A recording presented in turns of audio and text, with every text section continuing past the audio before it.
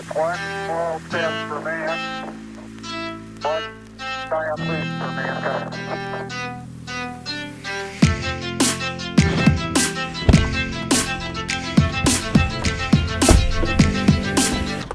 22nd of May 2017.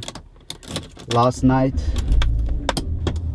another woman was found murdered, which was the 21st of May, and that's totaling 7 women in the past month, I think. When she asked me, what would you do if it was you? Couldn't answer, such a horrible pain to live through. I tried to trade places in the tragedy. I couldn't picture 3 crazy niggas grabbing me.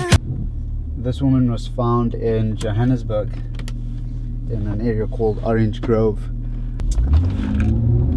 What's going on?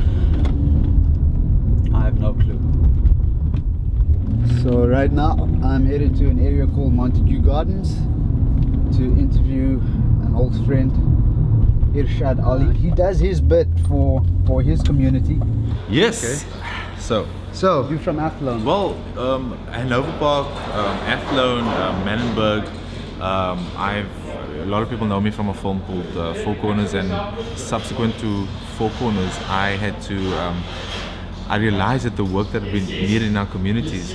So what I did was I started mentoring young boys, 13-year-old, 14-year-old boys. I found out they weren't in school. I got some money from a guy called Ian Gabriel, who was the director of Four Corners, and we used that money to kind of lure the kids back into school. And how we did that was we put together a life skills program, and if they came to all of those life skills programs, we would then take them out on a Saturday, and that's what I did with the money. So subsequent to that, I managed to put so many kids in schools, all those kids back into school, and 3 of them I actually put in a private school. But now the funny thing was, this is where I find interesting was, so these kids, when they were with me, I knew they could become violent, or they have been in violent situations and can be violent. You know, I've actually seen them get into fights.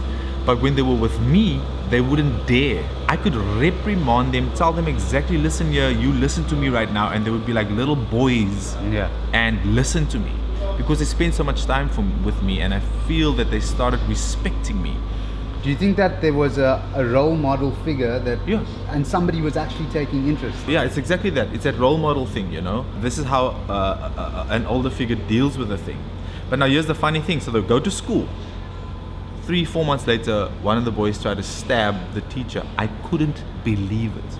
Well, I knew that they were able to, but I couldn't believe after that whole process, after me seeing what they were like with me and me trusting them. Because they were like, yeah, ons wil school toe gaan and yes, we know what's good for us and all of these things. And all of a sudden, it's like the stabs. And then all 3 of them decide, no, we're not going to be in the school anymore. I can go so far as to say one of those kids now is possibly dealing. So that's what's happening. I can go so far as to say that the other 2 are not in school and don't know what to do with themselves in Hanover Park.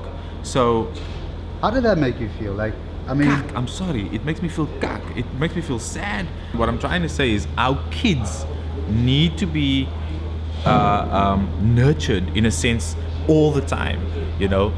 I know for a fact that if you leave me with kids like that all the time, that I can, without a shadow of a doubt, actually churn out a great amount of good young men, not the bad guys, but good young men. For me, the answer is very simple. I've gone to schools in Hanover Park, and I know that these kids are all hungry.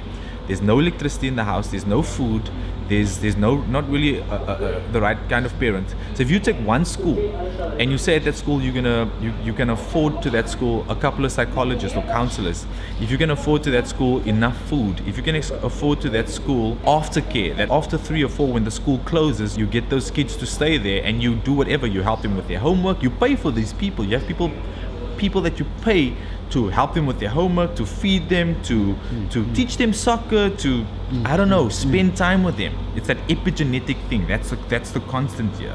It's that spending time in the right environment. Your environment shapes you. I think if we do that, and that's an answer to our solution. But I'm sorry, but we're not. And I'm saying this into the camera, and I'm speaking to our leaders. You guys are not doing this. You guys are not. You're not thinking further than your noses. You're seeing your problem. And just like me, you want to go out there, and I want to go beat that guy up. I don't even want to tell you what I want to do to those guys that are doing this to our kids. But we need to think further than that. We need to go far beyond that. We need to work on our little kids.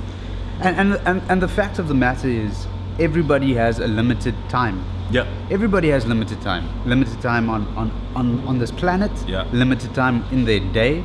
And I mean, someone like you, Irshaad, and I'm truly inspired by you. No, I mean that. One of the reasons this show was started is because of men like you, because of people like you that are taking time, their valuable time, where they could be making money, where they could be hustling to put their own kids in. And I know you've got a daughter. Yeah, I've got a 3-year-old daughter. Yeah. That time could have gone into your family. You're more of a community man. Yeah. And that's the difference. I mean, it's good to be a family man. No doubt it's good to be a family man and instill values. I think what I'm getting out of this is to put back into a community something that's bigger than you, bigger than your family. You know, there's the macro and the micro on this. We could go on ourselves and go, which is the macro. Each individual can do something, and I completely believe that. But I also believe that together with us, you know, there are many NGOs out there, and when I used to deal with kids, like I said, and I'd find out that it's an NGO that runs child welfare. I was so surprised. There was this part in Athlone that I found out that it's an NGO that runs child welfare. I thought the state ran child welfare. You know what I mean? Right. So they gave a lot of their work to an NGO. That didn't make sense to me, and I stand corrected on this. But this is what ek tegekom het. You know, this is what I found. Right. And but sorry to interrupt you, but what I also find with these NGOs is that a lot of them are taking salaries. Yeah. And a lot of those salaries can be used for the children. Yeah.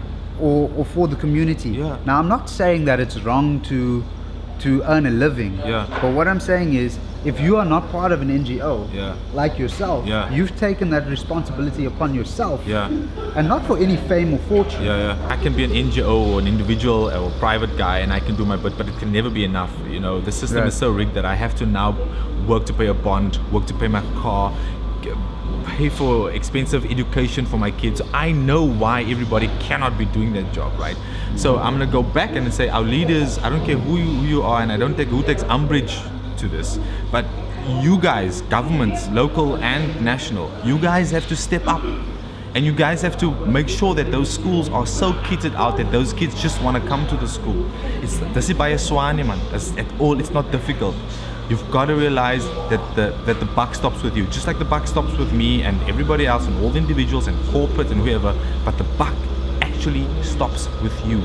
You make the laws, you have the power. Imagine a world where everybody took responsibility for the person next to them, took responsibility for their own actions, of course, first, but then took responsibility for the kid next to them. I'm not saying women don't do this either, but women also need to unite. Without women, there's no future. Humanity would cease to exist. Yeah. Just let that penetrate for a brief second. Yeah. Humanity will cease to exist without a woman, our future, our children. And that's a cliche, you always hear it all the time, children are our future, but it's a fact. And if there's no good role models, then there's no good children, then there's no good future. So the point is, take whatever little bit you have, time, values, and put it out there. Government might take umbrage to this, but it's clearly they are not up to doing which is needed. And these people have PhDs and they know exactly what's wrong with the society. They're not up to doing what's needed. So whether you like it or not, my brother, my sister, if you are out there and if you're able to, if you come from the other side of the tracks, you know, if you live with the picket fences, you have to then go and find out how to integrate, because integration is breaking that threshold. You know, the beautiful thing of the structure of our lives is that there are always 100%. These institutions that you can go to. There's a kerk, there's a school, there's a masjid, you know, there's a mosque, you can go wherever, there's a synagogue, wherever. But if you know that there's work needed, especially with our young guys, go out there, cross those railway lines and go and do the work.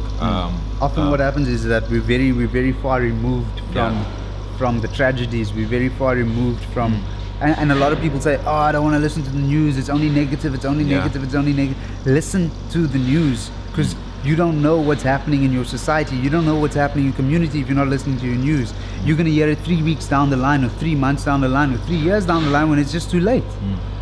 And you could have made a difference. It could have been your friend, it could have been your mother, it could have been your daughter, cousin, niece, nephew. I hope I didn't upset anybody with what I just said now. I hope that something good came out of what I did, and I pray that the future looks better. Whoever you are in government, if you're out there and you're listening to this and you somehow come across this wonderful guy. By the way, this guy flew all the way out from Johannesburg to come and see me. Well, not just for me, but I mean, he came out to do this docu. I mean, it was my dad's 60th birthday and my niece turned 1. Yeah. The point is that I'm trying to utilize my time to the best way possible. You can't forget the work that this guy is doing. I mean, he's out here. He drove all the way to my studio, which is on the outskirts of Cape Town, to come and do this thing. So yeah, thank you to you, sir. I say. I'm trying. Yeah. That's all I'm doing, and there's no need to thank me. Thank me when a change begins to happen, when we can actually feel the shift in consciousness, and we start to improve the quality of our men. I think it's a system change, if I can say that. That's the last thing. If the abstract out of everything I said today is a system change, I think the way we think and the way we structure our way of lives definitely has to change. I mean, if you don't realize this, if you don't understand this, then you don't get it. So that was Irshaad Ally, talented actor, great human being, and it was a brief but meaningful conversation we just had. And now I'm heading over to town to meet up with another inspiring, a man that I find quite inspiring, Charles Poseidonot.